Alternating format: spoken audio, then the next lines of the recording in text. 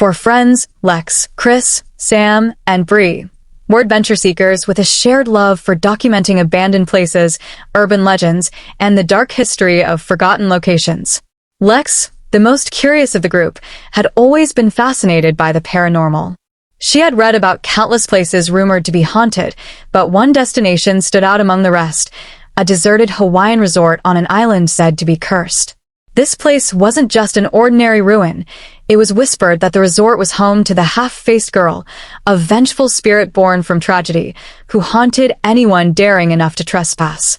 Lex's obsession with the legend grew until she finally convinced her friends to join her on a trip.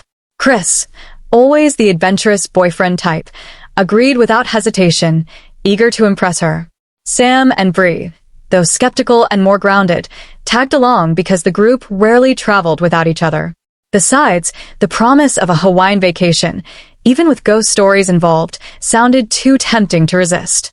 The trip began like any other. The four friends flew into Hawaii, taking in the beauty of the islands, laughing, drinking, and enjoying the calm before their so-called adventure.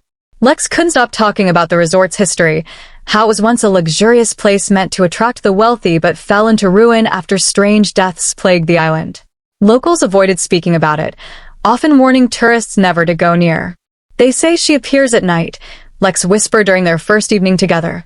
Her face mangled, one side missing, searching for those foolish enough to disturb her rest. Bree rolled her eyes, sipping her drink, while Sam laughed nervously. Chris, of course, encouraged Lex, fueling her excitement. The next morning, they chartered a small boat to take them to the remote island. The captain was reluctant, muttering about spirits, curses, and how no one returned the same after stepping foot there. His words should have been a warning, but the group brushed it off as local superstition.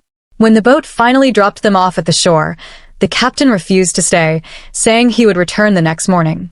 With no connection to the outside world, they were completely alone. The island was eerily quiet.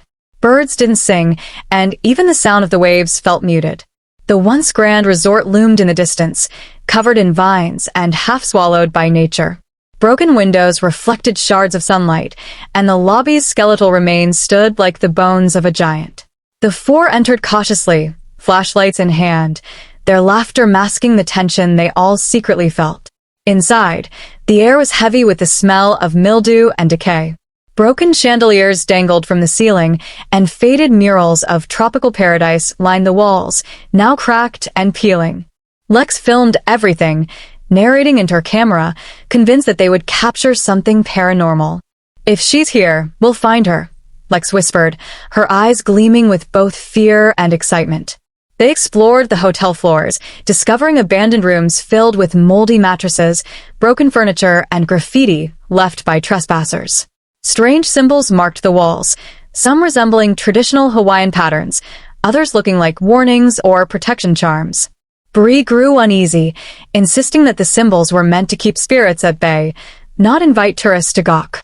Sam, though trying to stay rational, admitted he felt like they were being watched. Chris brushed it off, laughing. "It's just the island messing with your head." As night fell, the group set up camp in the lobby with flashlights, snacks, and cameras. They played games to distract themselves, but soon, things began to shift. The air grew colder, unnatural for the humid island. A loud bang echoed from the upper floors, as if a door had slammed shut. They froze. Chris volunteered to check, and Lex insisted on filming. Sam and Bree reluctantly followed. Upstairs, they found nothing at first, but then, faintly, they heard the sound of footsteps behind them. Each time they turned, no one was there. The first true encounter came in one of the suites. The group entered a large room with shattered glass and a balcony overlooking the ocean. On the wall, smeared in what looked like old blood, was a handprint. As they examined it, Bree gasped, pointing at the mirror.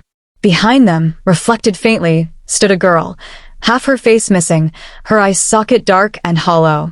When they spun around, the room was empty. The mirror cracked suddenly, sending them fleeing in terror. Back in the lobby, the group argued. Bree wanted to leave immediately. Sam agreed, but Lex begged them to stay until morning, desperate for more evidence. Chris sided with Lex, saying they couldn't just run from shadows. But the island had other plans. That night, while they tried to sleep, Sam was awakened by whispers.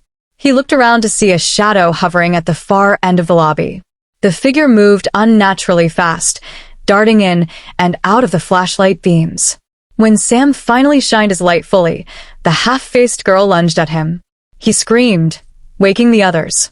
In the chaos, the ghost vanished, but Sam was left trembling, his arm scratched by something unseen. The following morning, the boat didn't return. Hours passed, and the friends realized they were stranded. Panic began to set in. Lex tried to keep morale up by suggesting they search the island for another way off, but the others were less convinced.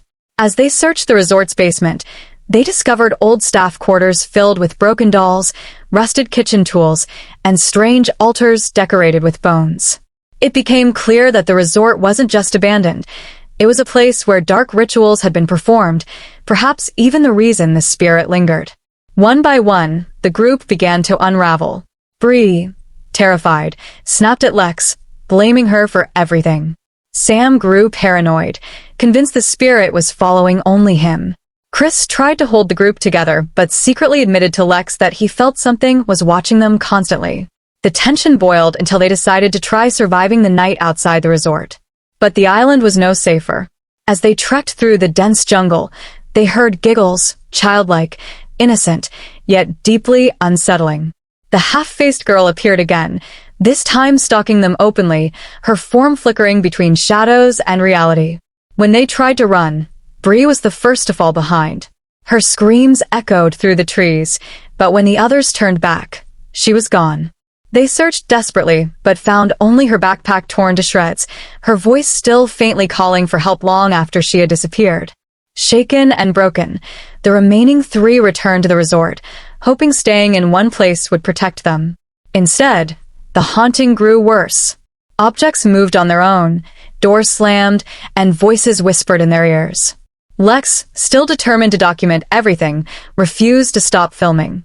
But when she reviewed her footage, she found that the half-faced girl appeared behind them in nearly every clip, watching, waiting. That night, Sam snapped. Exhausted and terrified, he tried to leave alone. Chris chased after him, but the spirit struck again. Sam was dragged into the darkness, his screams cutting short.